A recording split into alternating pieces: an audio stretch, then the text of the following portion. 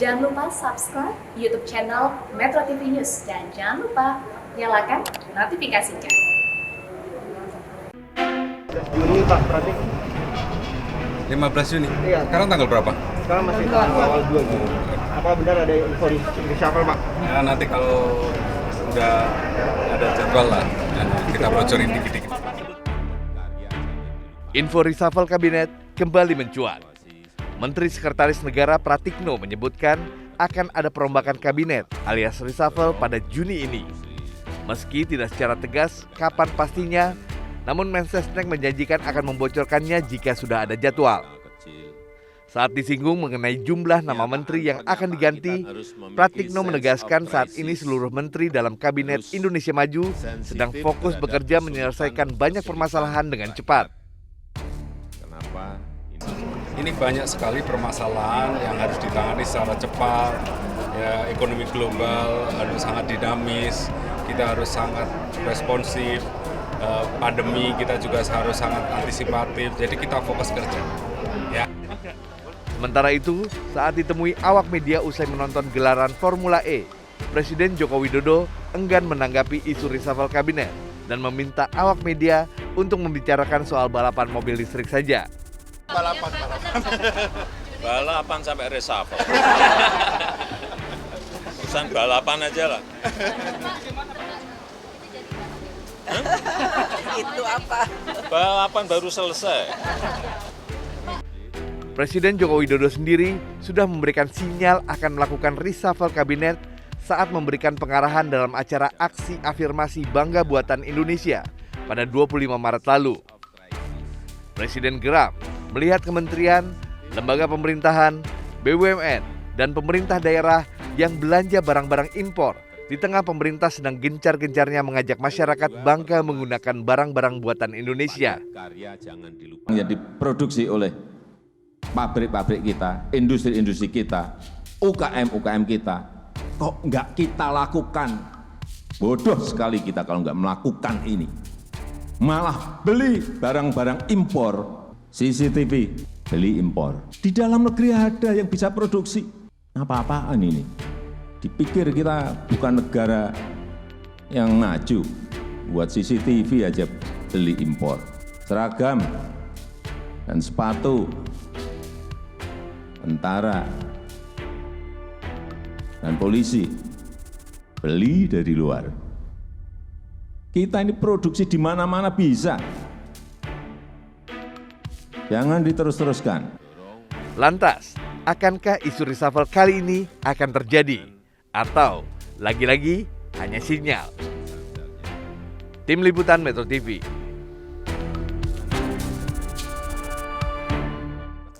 Lalu pemirsa, seberapa besar kemungkinan Presiden Jokowi akan bongkar pasang menteri di kabinetnya? Kita akan membahasnya lebih lanjut dengan Hanta Yuda, Direktur Eksekutif Poltreking Indonesia. Selamat pagi, Mas Yuda, salam sehat. Selamat pagi, salam sehat, Pak Len, Baik. Reno. Ya, Mas Yuda, isu reshuffle ini kembali mencuat dan kalau kita melihat situasi terkini ya, ini apakah hanya semacam gertakan begitu bagi para menteri atau memang betul-betul akan dilakukan?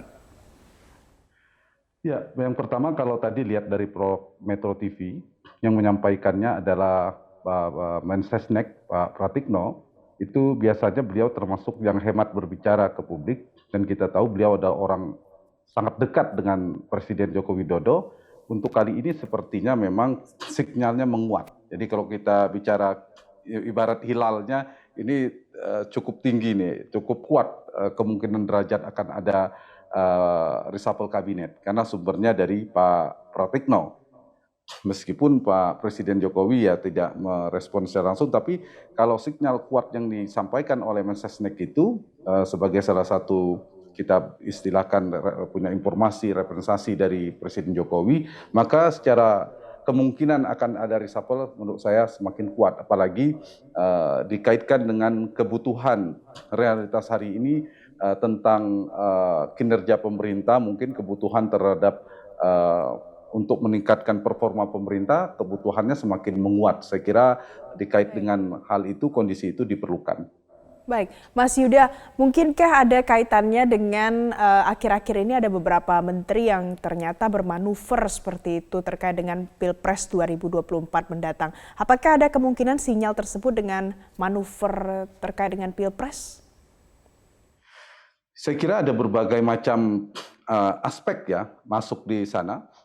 Kalau mau dievaluasi secara sedikit lebih komprehensif, evaluasi kebutuhan akan reshuffle kabinet itu adalah harus ada satu evaluasi teknokratik, evaluasi politik, dan evaluasi publik. Nah, untuk evaluasi yang tadi Valen tanyakan tadi, pertanyaan itu adalah terkait dengan evaluasi politik saya kira ya, kinerja pemerintah dan politik. Nah, kinerja menteri-menteri inilah yang harus dievaluasi, harus dibedah. Jika ternyata performa menteri itu tidak begitu menggembirakan, maka itu yang paling layak dievaluasi. Selain itu soal fokus, kita tahu beberapa menteri juga perlu dievaluasi, ada yang juga terkait dengan pemilu tersibuk mengurus partainya juga, terutama apalagi beberapa untuk kasih catatan perangkap jabatan sebagai ketua umum partai.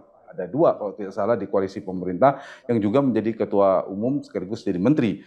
Nah, semakin dekat dengan tahun politik, apakah itu pemilu, pilpres dan pileg yang serempak, tentu kesibukannya, fokusnya kepada partai semakin besar. Begitu juga dengan yang capresnya. Nah, akan maju sebagai capres. Ini evaluasi kinerja menterinya saya kira racikannya harus sangat kuat ya dievaluasi, karena kalau menterinya kemudian pecah fokus, ya, kinerjanya pasti berpengaruh. Kalau kinerja berpengaruh, menterinya berpengaruh juga secara keseluruhan kinerja pemerintah. Tingkat kepuasan publik kepada kinerja pemerintah juga berpengaruh.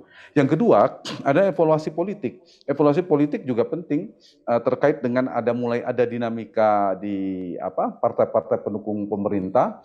Nah, itu juga perlu dievaluasi seperti apa soal perimbangan politik dan sebagainya. Dan satu lagi terkait publik. Kalau ada misalnya menteri yang menjadi beban secara elektoral, menjadi beban secara komunikasi publiknya kepada presiden, maka juga layak dievaluasi kalau ternyata justru mereka beberapa menteri yang dianggap blunder ya dalam melakukan komunikasi publik dan seterusnya, dan ternyata ada resistensi penilaian publik terhadap beberapa menteri juga menjadi pertimbangan. Sehingga 3 faktor itu saya kira perlu menjadi racikan yang tepat oleh presiden sebagai pemilik hak prerogatif untuk kapanpun mengganti bongkar pasang dari para pembantu beliau, yaitu para menteri ini.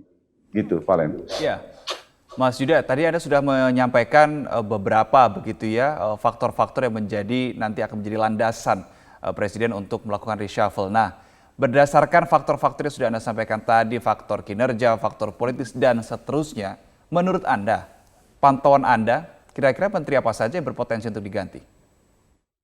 Ya, kalau saya punya data, tentu salah satu ya soal kinerja pemerintah yang kurang diapresiasi, apalagi tantangan global ada pandemi, yaitu persoalan ekonomi. Dan itu di sinyal kuat yang dikirim oleh Menteri Sekretaris Negara, Profesor Pratikno, juga menyatakan hal yang sama terkait hal itu.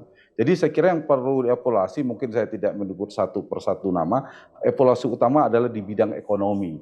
Jadi kinerja-kinerja kementerian di bidang ekonomi, berbagai macam isu-isu yang menjadi persoalan minyak goreng misalnya, dan sebagainya, itu perlu patut menjadi dibidik secara serius oleh Presiden. Saya kira ternyata kinerjanya kurang memuaskan, kurang menggembirakan, itu saya kira yang paling layak di bidang apresiasi. Yang kurang itu satu bidang ekonomi, urutan kedua hukum. Nah, ini yang saya kira perlu dievaluasi secara lebih mendalam, sehingga Presiden punya keperluan, punya kebutuhan, punya kepentingan untuk mengganti pembantunya yaitu para menteri yang ternyata performanya tidak begitu menggembirakan. Saya kira waktu sekitar 20 bulan ya, pemerintahan masih cukup lama, 20 bulan lebih 3 tahun kalau dengan pemerintahan Pak Jokowi sekitar masih lama, 2,5 tahun, masih cukup panjang setengah perjalanan pemerintahan. Maka waktu yang tepat ya untuk melakukan reshuffle kabinet. Tapi reshuffle ini harus punya dampak politik maupun dampak kinerja. Jadi basis evaluasi teknokratiknya harus kuat. Teknokratik tadi ya benar-benar soal kinerja yang dievaluasi, selain persoalan politik tadi. gitu. Tadi Mas Yuda sudah bahas soal kinerja dari menteri-menteri ini terkait dengan beberapa isu khususnya di bidang ekonomi dan juga hukum. Kalau kita bahas soal sisi politiknya, Mas Yuda, akhir-akhir ini kan juga baru ada bentuk satu koalisi begitu ya Reno ya, KIB. Apakah ini ada pengaruh dan juga dampaknya Mas Yuda? Nah itu yang salah satu betul isu paling penting yang saya katakan, jangan sampai para partai dan seterusnya ini lebih kuat, lebih sibuk, lebih fokus urusan politik tadi sehingga memiliki dampak yang negatif terhadap kinerja pemerintah.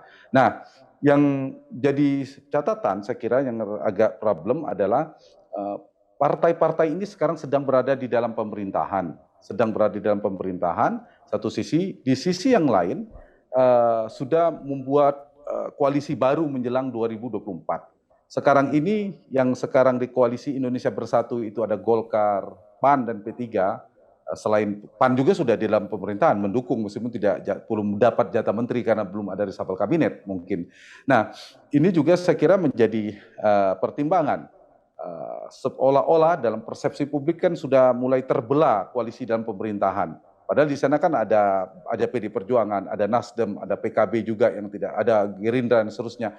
Jadi kalau kita mau bicara 2024, partai di dalam pemerintahan itu yang mendukung pemerintahan itu sangat memungkinkan membuat 3 poros atau 3 polar, tripolar. Satu sekarang sudah bentuk Golkar, P3 dan PAN.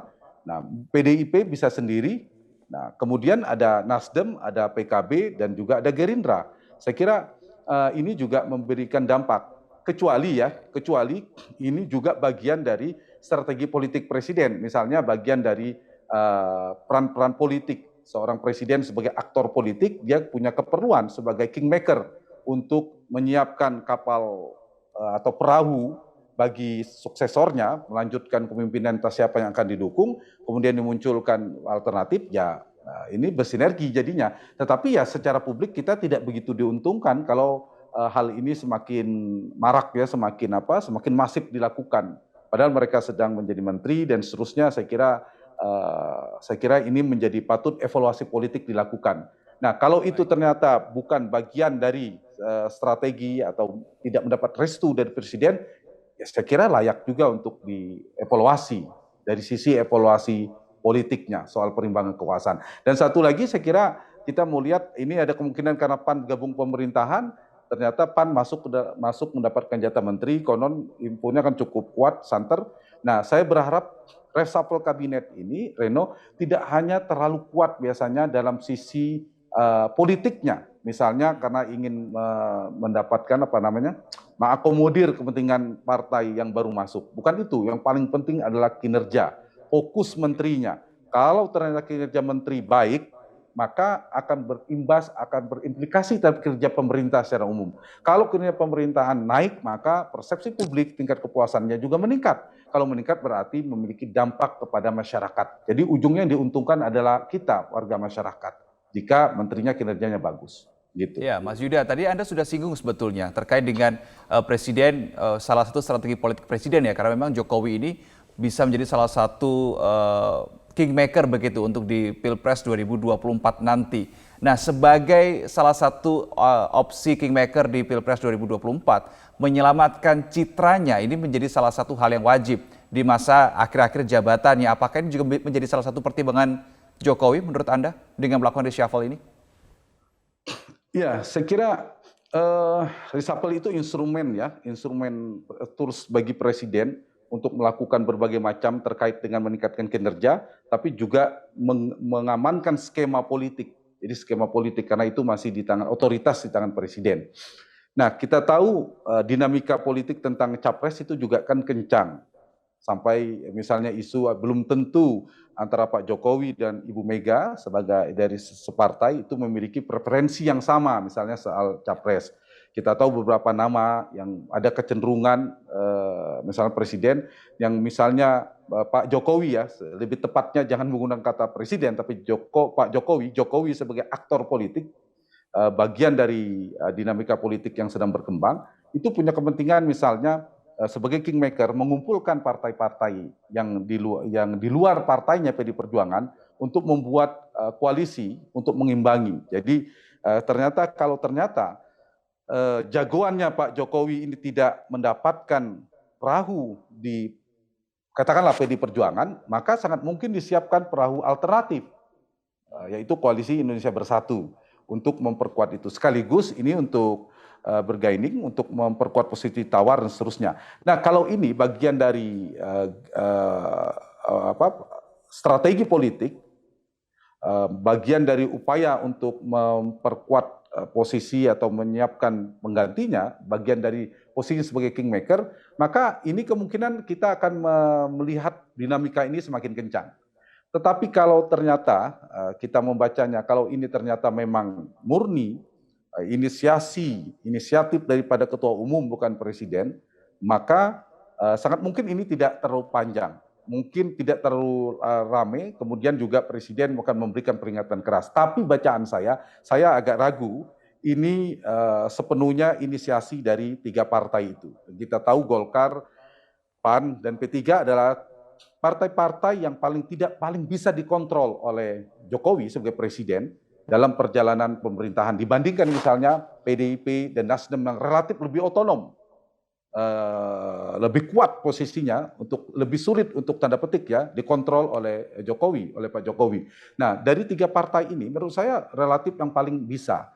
Karena itu agak ragu, maka saya dalam posisi agak ragu. Kemudian misalnya seperti P3 itu memiliki keberanian untuk melakukan manuver politik, membuat koalisi di luar pemerintahan. Katakanlah beda dengan menyiapkan 2004 seperti manuver KIB ini. Begitu juga PAN, saya termasuknya agak ragu Partai Amanat Nasional yang menyatakan bergabung ke pemerintahan, lalu belum dapat jatah menteri juga, belum ada reshuffle kabinet, kemudian bermanuver itu sepenuhnya tanpa koordinasi, tanda petik, respon sinyal dukungan dari aktor atau kingmaker yang di luar mereka. Termasuk juga Golkar, kita tahu ada partai yang paling tanda petik juga yang paling bisa dikontrol oleh presiden.